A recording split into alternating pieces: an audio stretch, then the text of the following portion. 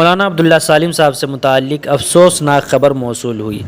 आपको मालूम है कि कल गुज़िश्ता 20 अक्टूबर को मौलाना अब्दुल्ला सालिम साहब ने नॉमिनेशन फ़ाइल किया था और इलेक्शन लड़ने की मुकम्मल तैयारी भी कर ली थी।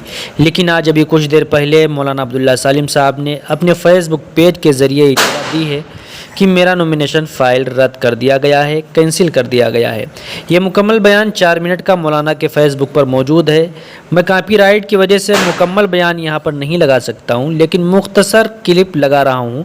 मुकम्मल बयान सुनने के लिए आप मौलाना के फ़ेसबुक पेज पर जा सकते हैं। ये कहना चाहता हूँ कि मेरा नॉमिनेशन आज रद्द हो चुका है, कैंसिल हो गया, और किस वजह से हुआ है इस पर तहकीक चल रही है, और हमें लगता है कि इसके पीछे कोई ना कोई साजिश है, वरना हमें उस वक्त कोई नोटिस नहीं दी गई कि आपको ये पेपर जमा करना। अगर ऐसा होता तो जाहिर सी बात है कि हमारे पास टोटल डॉक्यूमेंट्स